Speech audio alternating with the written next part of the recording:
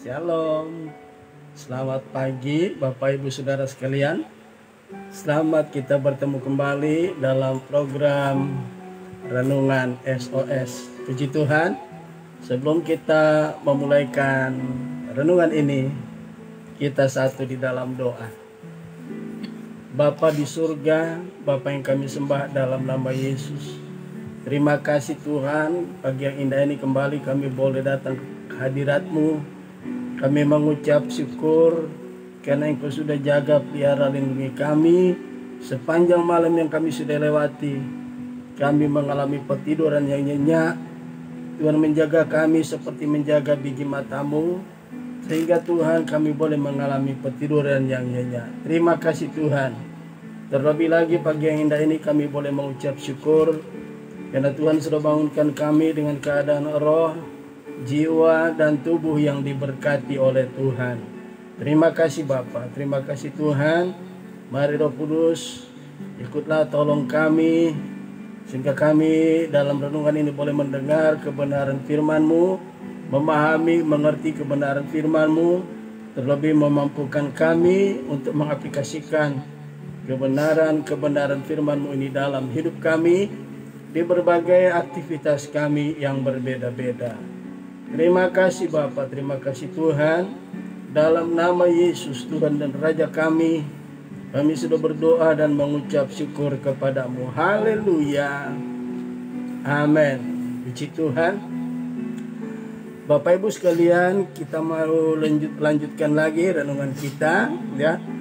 Yang dalam tema utamanya adalah Tuhan tahu pergumulan umatnya ya. Nah, kita sudah mulai dari ayat yang ke-10 sampai kemarin ayat yang ke-18 dan ada muncul beberapa tema ya. Kemudian pagi yang indah ini kita akan melihat lagi satu ayat di dalam Kejadian 28 ayat 19, demikian bunyinya. Ia menamai tempat itu Betel. Dahulu nama kota itu Luz ya. Nah, ketika Yakub berjumpa dengan Tuhan, mengalami perubahan hidup ya. Dia bukan hanya mempunyai perubahan hidup, dia mempunyai juga pola pikir yang berbeda. Dia mengalami metanoia ya, perubahan pikiran. Tadinya kita mundur dulu ayat yang ke-16.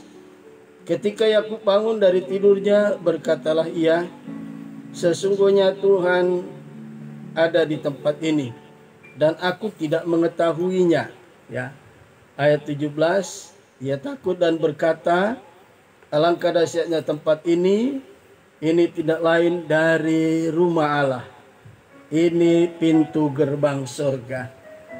Ayat 16 dan ayat yang ke-17 menyatakan bahwa tadinya ya, Yakub tidak tahu bahwa Tuhan ada di mana dia sedang berbaring tidur ya. Dan Tuhan menyatakan diri kepadanya sebuah mimpi, yaitu anak tangga yang terdiri yang ujungnya sampai ke langit ya. Kemudian dalam ayat-ayat itu Tuhan berjanji kepada Yakub akan memberikan janji-janji Abraham kepadanya ya, yaitu 8 hal yang kita sudah lihat kemarin. Nah, ketika dia bangun ya, dia menyadari bahwa Tuhan ada di tempat itu ya. Sehingga dengan perjumpaan Yakub dengan Tuhan ya, dia mengetahui Tuhan ada di tempat itu. Demikian juga dengan kita. Tadinya kita tidak mengenal siapa Tuhan.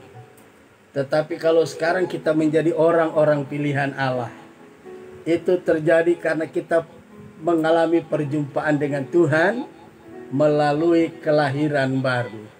Kita disebut anak-anak Tuhan. Nah, pengalaman perjumpaan dengan Tuhan secara pribadi itu akan mengubah kehidupan kita ya, dan cara pandang kita, pola pikir kita ya. Terjadi perubahan hidup dan terjadi metanoia, perubahan pikiran, ya. Nah, di ayat yang ke-18 ya, perubahan yang terjadi dua hal. Ya. Yang pertama dikatakan Yakub mengambil batu yang dipakai Allah sebagai kepala, dia mendirikan itu sebagai suatu tugu atau monumen, ya. Dia menyadari Tuhan ada di tempat itu, makanya dia buat monumen. Monumen itu sebagai tanda supaya kemanapun dia pergi, ketika dia kembali lewat dari tempat itu, dia akan ingat bagaimana pengalaman dia diubahkan Tuhan. Yang kedua, batu yang dipakai menjadi alas kepalanya, ya, dituangi minyak. Ya, setelah menjadi tugu, setelah dia mendirikan monumen, dia menuangi dengan minyak. Kita lihat di sini sifat yang suka berkorban. Menuangkan minyak itu tidak sembarang. Orang Yahudi kemanapun mereka pergi dan berada, minyak dan anggur selalu dibawa. Ya, kita ingat cerita Yesus di dalam Lukas 10, ya. Lukas 10 ayat 25 mulai, ya, kita akan lihat, kita akan baca dulu itu, ya. Lukas 10 ayat yang ke-25. Kitab Injil Lukas pasal 10 ayat 25 mulai kita akan melihat bacaan ini, ya. Orang Samaria yang murah hati, ya. Perhatikan, saya akan bacakan. Pada suatu kali berdirilah seorang ahli Taurat untuk mencoba Yesus. Katanya, "Guru, apakah yang harus kuperbuat untuk memperoleh hidup yang kekal?" Jawab Yesus, ya. Jawab Yesus kepadanya, "Apa yang tertulis dalam hukum Taurat? Apa yang kau baca di sana?" Jawab orang itu, "Kasihlah Tuhan Allahmu dengan segenap hatimu, dan dengan segenap jiwamu, dan dengan segenap kekuatanmu, dan dengan segenap akal budimu, dan kasihlah sesamamu manusia seperti dirimu sendiri." Kata Yesus kepadanya, "Jawabmu itu benar. Perbuatlah demikian, maka engkau akan hidup." Tetapi untuk membenarkan dirinya, orang itu berkata kepada Yesus, "Dan siapakah sesamaku manusia?" Jawab Yesus, "Adalah seorang yang turun dari Yerusalem ke Yeriko. Ia jatuh ke tangan penyamun-penyamun yang bukan saja merampoknya habis-habisan, tetapi yang juga memukulnya, dan yang sesudah itu pergi meninggalkannya setengah mati. Kebetulan ada seorang imam turun melalui jalan itu. Ia melihat orang itu, tetapi ia melewatinya dari seberang jalan. Demikian juga seorang Lewi datang ke tempat itu. Ketika ia melihat orang itu, ia melewatinya dari seberang jalan. Perhatikan yang berikutnya, dikatakan 33. Lalu datanglah seorang Samaria yang sedang dalam perjalanan ke tempat itu. Dan ketika ia melihat orang itu, tergeraklah hatinya oleh belas kasihan, ya. Ayat 34. Ia pergi kepadanya lalu membalut luka-lukanya. Sesudah ia menyiraminya dengan minyak dan anggur, kemudian ia menaikkan orang itu ke atas keledai tunggangannya sendiri, lalu membawanya ke tempat penginapan dan merawatnya. Saudara, kita lihat dalam cerita orang Samaria yang baik hati, ya, yang Yesus berikan kepada orang Farisi, ya, dan kepada ahli Taurat, ya, apa yang terjadi? Diceritakan di situ ada seorang yang turun dari Yerusalem ke Yeriko. Di tengah jalan dia dihadang oleh para perampok, ya. Perampok ini bukan hanya memukulnya sampai setengah mati, tetapi semua hartanya dirampok, ya. Apa yang terjadi? Ya. Kemudian datang seorang imam, ya. Seorang imam Lewi, tetapi dia menyimpang dari jalan itu. Kemudian datang lagi orang dari keturunan Lewi, juga sama, melihat orang yang sedang kesakitan itu, dia menyimpang dari jalan itu. Tetapi ada orang yang ketiga yang lewat. Orang yang ketiga yang lewat di situ adalah orang Samaria, ya. Nah, orang Samaria ini ya, dia tidak melewatinya. Melihat orang itu, ya, yang sudah dipukul habis-habisan oleh perampok, ya, dipukul setengah mati, ya, ditinggalkan begitu saja, maka tergeraklah hatinya oleh belas kasihan. Hatinya dengan penuh belas kasihan dia datang. Dia membersihkan, ya, di sini dikatakan, lalu datanglah seorang Samaria yang sedang dalam perjalanan ke tempat itu. Dan ketika ia melihat orang itu, tergeraklah hatinya oleh belas kasihan. Ia pergi kepadanya, membalut luka-lukanya. Sesudah itu menyiraminya dengan minyak dan anggur. Kemudian ia menaikkan orang itu ke atas keledainya sendiri, lalu membawanya ke tempat penginapan untuk merawatnya. Orang Samaria ini hatinya penuh dengan belas kasihan. Ketika dilihatnya orang yang sedang, ya, menderita karena dihajar oleh perampok, dia datang, dia menyirami, dia membebat luka-lukanya, dia meminyakinya dengan dia menyiraminya dengan minyak,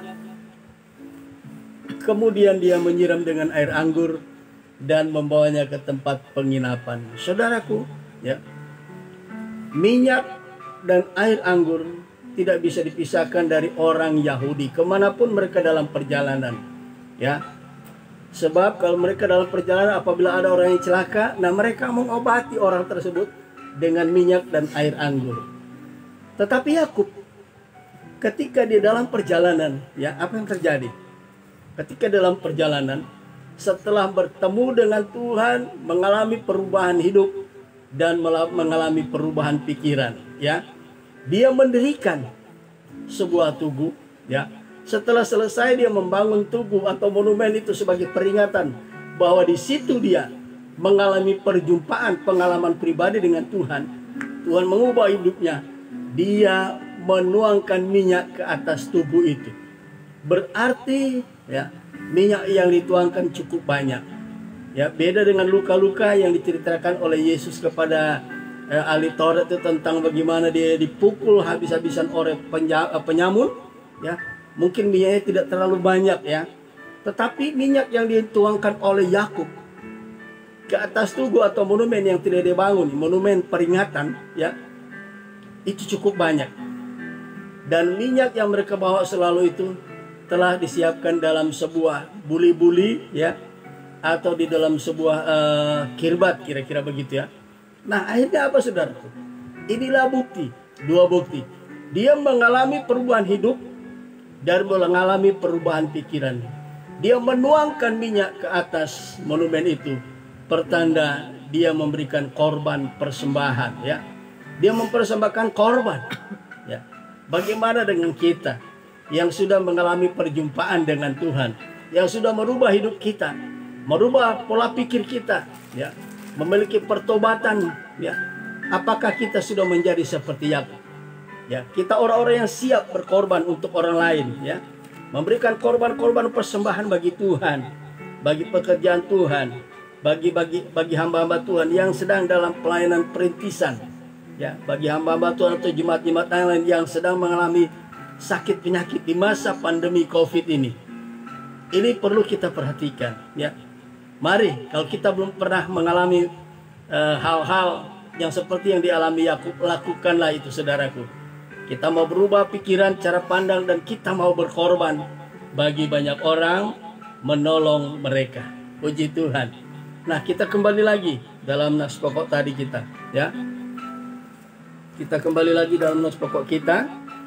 Sekarang kita balik ke ayat yang ke-19. Ia menamai tempat itu Betel. Dahulu nama kota itu adalah Luz, ya. Dahulu nama kota itu adalah Luz. Setelah Yakub selesai mendirikan monumen, Selesai dia menemukan minyak, dinamai tempat itu Bethel, ya, rumah Allah. Di sini kita lihat pengetahuan demi pengetahuan semakin bertambah Tuhan berikan kepada Yakub. Ya, dia bukan sekedar ya mendirikan monumen supaya mengingat dia bahwa dia berjumpa dengan Tuhan di situ. Bahkan dia menuliskan nama di situ adalah merubah nama kota itu menjadi, yang tadinya nama kota itu adalah Luz, sekarang menjadi Bethel, rumah Allah. Saudara tahu apa artinya ini? Dimanapun kita berada, Tuhan ada di sana. Ya, dimanapun kita berada, di sana merupakan pintu gerbang sorga. Ya, artinya apa? Di sana kita bisa mendapatkan pertolongan apapun persoalan masalah yang kita hadapi dalam kehidupan kita, dalam rumah tangga kita, dalam pekerjaan kita, dalam pelayanan kita. Ya, di ayat 17 dikatakan, ia takut dan berkata, alangkah dahsyatnya tempat ini. Ini tidak lain dari rumah Allah. Ini pintu gerbang sorga. Ya, di mana ada Tuhan, di sana merupakan pintu gerbang sorga. Ya, Tuhan ada di mana-mana tempat. Ya, saudara mungkin mengalami masalah apapun itu. Ketika saudara mengalami masalah, tertutup semua pintu. Ingat Wahyu 3 ayat yang ke-7 berkata apa? Ya, Wahyu 3 ayat yang ke-7. Jikalau Tuhan yang membuka, tidak ada yang dapat menutup. Saudaraku, tadinya Yakub ketakutan lari dari abangnya Esau. Tetapi ketika dia ketemu dengan Tuhan, ya, ketakutannya berubah. Takut akan Yakub menjadi takut akan Tuhan. Takut akan Yakub karena dia dikejar, ya. Tapi takut akan Tuhan, dia menyadari. Wahyu pasal 3 ayat yang ke-7 kita lihat. Demikian bunyi firman Tuhan. Surat kepada jemaat di Philadelphia, ya. Wahyu 3 ayat 7, dan tuliskan kepada malaikat-malaikat di Philadelphia. Inilah firman dari yang kudus, yang benar, yang memegang kunci Daud. Apabila ia membuka, tidak ada yang dapat menutupnya. Dan apabila ia menutup, tidak ada yang dapat membukanya. Dimanapun saudara kita berada, tempat itu merupakan rumah Allah. Kenapa? Tuhan ada di sana. Dimanapun kita berada, di sana merupakan pintu gerbang sorga. Sebuah pintu tertutup di dalam dunia ini. Ketika kita menghadapi masalah, jangan lupa, masih ada satu pintu yang tidak tertutup. Pintu gerbang sorga. Artinya Tuhan mampu membuka jalan bagi kita yang tertutup jalan. Apapun masalah saudara yang tidak ada jalan keluar, cuman satu jalan keluarnya. Percaya kepada Yesus. Ya. Dan di mana Tuhan ada? Yakub berkata, ia berkata, alangkah dahsyatnya tempat ini. Ya. Di mana ada kehadiran Tuhan, ada kedahsyatan yang ada di sana. Ya. Ada kedahsyatan yang terjadi di sana. Ya. Seperti lagu yang berkata, ku yakin saat kau bertindak. Ku berfirman, ya. Ku yakin saat kau berfirman. Ku kuat saat kau menopang hidupku, hanya ditentukan oleh perkataanmu. Saudaraku, kita harus yakin dimanapun kita berada, apapun persoalan masalah kita, tertutup jalan, tidak ada jalan keluar, Tuhan di sana ada, dan di sana pasti terjadi kedahsyatan.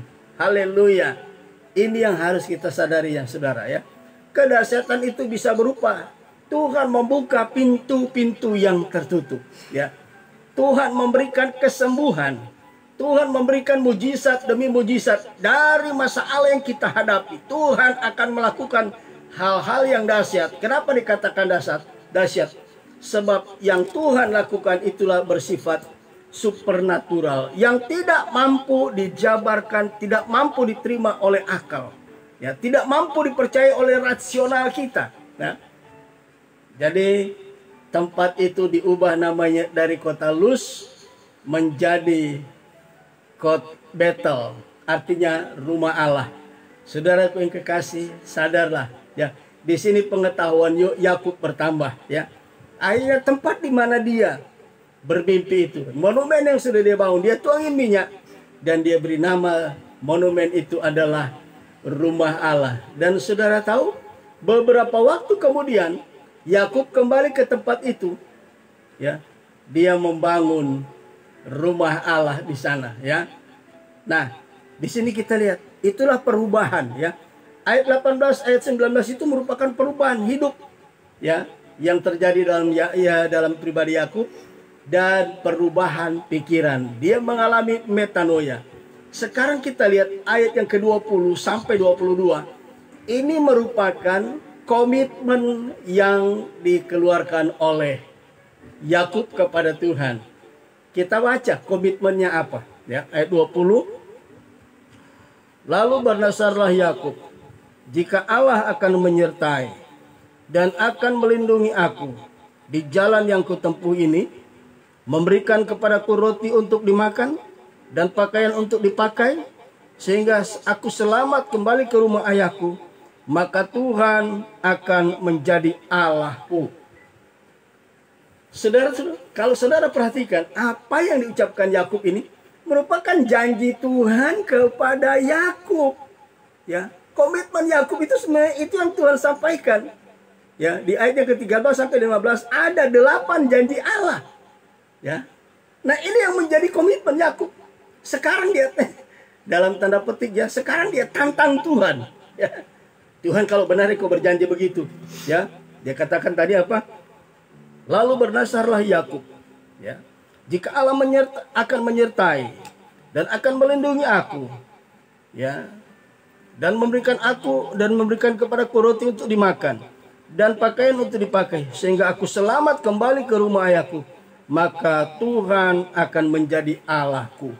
Kita lihat saudaraku, ini komitmen Yakub, bahwa Yakub serius, Yakub sungguh-sungguh mengalami perubahan dan pengetahuannya tentang Allah semakin bertumbuh. Bagaimana dengan kita, saudara? Ya, kita sebagai orang percaya harus punya komitmen dengan Tuhan, sehingga apapun persoalan masalah yang kita hadapi dalam rumah tangga kita, ya, dalam pelayanan kita, dalam pekerjaan yang kita hadapi, ya, Tuhan akan menyatakan pertolongannya demi pertolongannya kepada kita. Mari kita berkomitmen, jangan sampai tinggalkan Tuhan apapun yang terjadi dalam hidup kita. Ya, usaha kita mungkin seret, ya, belum bisa pulih seperti sedia kala karena ini masih masa pandemi COVID. Tapi tetaplah percaya kepada Tuhan. Jika kita tetap percaya kepada Tuhan, maka Tuhan akan membuka pintu-pintu yang tertutup. Haleluya. Jalan-jalan yang tertutup. Yesus adalah pintu gerbang sorga. Yesus adalah jalan yang ke sorga. Jalan keluar dari persoalan, dari masalah, dari sakit penyakit, apapun yang kita hadapi. Yesus adalah pintu, Yesus adalah jalan untuk menyelesaikan persoalan kita. Haleluya. Kita baca ayat yang terakhir, ayat yang ke-21. Dan batu yang kudirikan sebagai tugu ini akan menjadi rumah Allah. Dan batu yang didirikan menjadi tugu atau monumen ini akan menjadi rumah Allah. Dari monumen menjadi rumah Allah.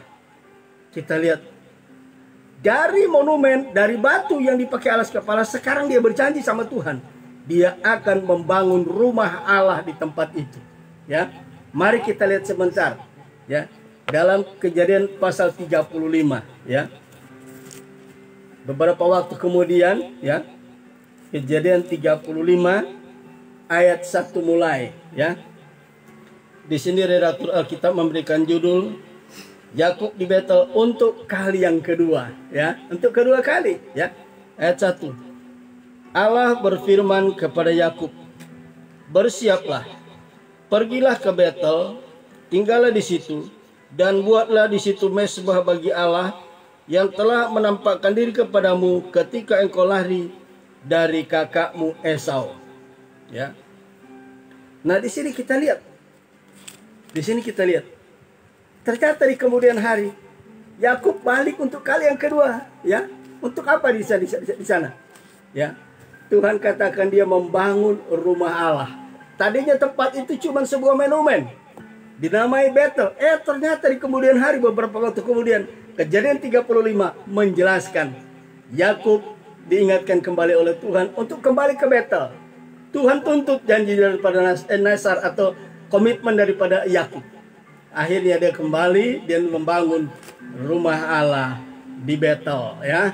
Nah, ayat yang ke-21 22 ya, di sini dikatakan bagian B, dan dari segala sesuatu yang engkau berikan kepadaku, aku akan selalu kupersembahkan 1/10 kepadamu. Saudaraku yang kekasih, ya, zaman itu belum ada peraturan tentang persepuluhan. Sebab hukum Taurat belum pernah ada. Hukum Taurat nanti muncul ketika bangsa Israel sudah ada, dan itu di 400 tahun kemudian setelah bangsa Israel diperbudak di Mesir. Ketika hari yang ke-50 mereka keluar dari Mesir, tibalah mereka di Gunung Sinai, baru Tuhan memberikan hukum Taurat. Di sanalah tertulis juga adalah tentang perpuluhan yang harus diberikan oleh orang Israel kepada orang-orang Lewi yang melayani pekerjaan Tuhan. Tetapi pada zaman Yakub belum ada itu, ya. Pada zamannya Abraham belum ada perpuluhan. Belum ada juga pada zaman Yakub. Kenapa? Dari mana mereka dapat? Saudaraku, ternyata bangsa tadinya Abraham, ya, Abraham itu adalah orang Ur Kasdim. Dia penyembah berhala. Ya, ada kemungkinan, ya, para imam-imam berhala pada masa itu juga memberikan persepuluhan, ya, kepada dewa mereka, ya, maksudnya diberikan kepada imam-imam yang melayani di kuil-kuil berhala, ya. Nah, itu setelah Abraham, Ishak dan Yakub mengenal Tuhan, apa yang terjadi, saudaraku? Mereka menerapkan perpuluhan itu, walaupun mereka belum tahu kalau perpuluhan itu merupakan wajib hukumnya bagi bangsa Israel, tapi mereka telah melakukannya terlebih dahulu. Nah, saudaraku yang kekasih, di akhir zaman ini ada memang gereja yang menentang tentang perpuluhan, tetapi Alkitab mengajarkan sebelum ada pengajaran tentang perpuluhan, Taurat belum diturunkan, Abraham dan Yakub telah melakukannya, ya. Saudara, bagi saudara yang masih lakukan itu. Jangan dipengaruhi oleh hukum Taurat. Waktu itu hukum Taurat belum ada, ya. Perpuluhan yang dicatat di dalam hukum Taurat khusus bagi bangsa Israel, ya. Tetapi kita keturunan Abraham dalam iman, ya, kita harus yakin apa yang kita lakukan, ya. Sepanjang saudara lakukan itu dengan keyakinan saudara, dengan pengetahuan saudara, tidak ada yang dapat mengganggu saudara, ya. Sebab itu keyakinan, ya. Keyakinan tidak bisa dirubah, ya. Kecuali keyakinan itu bertentangan dengan firman Tuhan, ya. Abraham memberikan, Yakub memberikan, ya. Jadi saudaraku, yakinlah apa yang saudara lakukan itu bukan sesuatu yang tidak saudara sadari. Saudara harus sadari dan saudara harus kenali. Kalau kita keturunan Abraham dalam iman, apapun yang dilakukan Abraham, apapun yang dilakukan Yakub, lakukan itu dengan iman, saudara, ya. Contoh masalah hari juga. Bangsa Israel ibadah pada hari Sabat. Apakah gereja harus beribadah pada hari Sabat? Tidak ada ketentuan ibadah harus hari Sabat bagi gereja Tuhan. Itu hanya berlaku bagi orang Israel. Nah, gereja Tuhan melakukan hari ibadah hari Minggu. Alasannya apa? Sebab kebangkitan Yesus terjadi pada hari Minggu, ya. Saudara pernah dengar, ya, negara kita, hari kemerdekaan negara kita 17 Agustus dilakukan tanggal 18 atau tanggal 16 Agustus. Tidak mungkin dilakukan tepat pada tanggal, ya, 17 Agustus. Gereja Tuhan beribadah pada hari Minggu. Dasarnya karena Yesus bangkit pada hari Minggu. Hari itu harus hari yang menjadi spesial bagi orang Kristen, memperingati kebangkitan Yesus. Itu bukan aturan organisasi, bukan merubah hari, ya. Zaman perjanjian lama bangsa Israel harus beribadah pada hari Sabat, ya. Tetapi gereja Tuhan beribadah harus meyakini hari itu adalah hari yang paling spesial. Hari itu hari kebangkitan Yesus, ya. Itu sebabnya di kitab Roma pasal 14 Paulus mengatakan jangan menghakimi. Siapa yang beribadah pada hari Sabat, ya silakan teruskan, ya.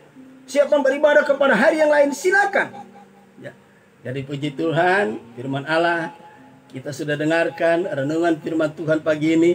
Mari kita sebagai orang percaya milikilah komitmen dengan Tuhan, supaya kemanapun kita pergi dan berada kita selalu berhasil, kita disertai Tuhan, kita dilindungi Tuhan, dan kita diberkati Tuhan. Puji Tuhan, Tuhan Yesus memberkati. Sebelum kita akhiri renungan ini, kita dengarkan dulu satu pujian bagi Tuhan.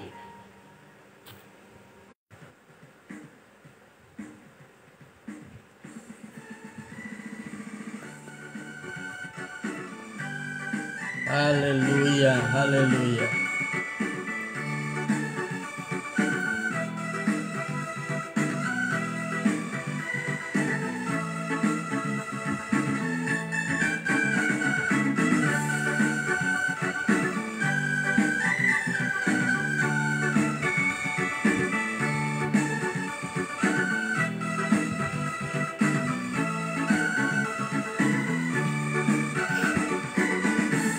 Begitu besar kasih Allah pada kita. Diberkatilah anak cucu kita di mana-mana. Tuhan mengubah miskin dan menjadikan kaya. Dia merendahkan dan meninggikan juga. Berbahagialah bagi orang yang percaya. Anak cucunya pasti tidak akan meminta-minta, karena Allah menggenapi firman-Nya. Tiada yang mustahil bagi orang percaya. Saudara-saudaraku yang kekasih, komitmen Yakub dengan Tuhan sungguh satu hal yang menyenangkan hati Tuhan. Apa yang Tuhan janjikan itu dia kembali ucapkan kepada Tuhan. Jika benar Tuhan menyertai dia, melindungi dia, ya, memberkati dia kemana saja dia pergi dan berada, dan dia boleh kembali ke tanah perjanjian, ke tempat dia berjumpa dengan Tuhan, dia akan berkorban bagi pekerjaan Tuhan. Begitu besar kasih Allah pada kita. Diberkatilah anak cucu kita di mana-mana. Tuhan mengubah miskin dan menjadikan kaya. Dia merendahkan dan meninggikan juga. Berbahagialah bagi orang yang percaya. Anak cucunya pasti tidak akan meminta-minta, karena Allah menggenapi firman-Nya. Tiada yang mustahil bagi orang percaya. Berbahagialah bagi orang yang percaya. Anak cucunya pasti tidak akan meminta-minta, karena Allah menggenapi firman-Nya. Tiada yang mustahil bagi orang percaya. Tiada yang mustahil bagi orang percaya. Haleluya, haleluya. Puji Tuhan. Kita berdoa. Bapa di surga, Bapa yang kami sembah dalam nama Yesus. Terima kasih Tuhan, kami sudah mendengarkan renungan firman-Mu. Mari Roh Kudus meteraikan kebenaran firman-Mu dalam hati kami, dan mampukan kami Tuhan mengaplikasikannya dalam kehidupan kami hari lepas hari, khususnya hari ini. Terima kasih Bapa, terima kasih Tuhan. Inilah menjadi doa dan ucapan syukur kami. Kami sudah berdoa di dalam berkat nama Yesus Tuhan dan Raja kami. Haleluya, haleluya. Amin. Puji Tuhan. Tuhan Yesus memberkati kita sekalian. Sampai di sini renungan kita. Besok kita akan masuk dalam renungan yang baru. Tuhan Yesus memberkati. Shalom.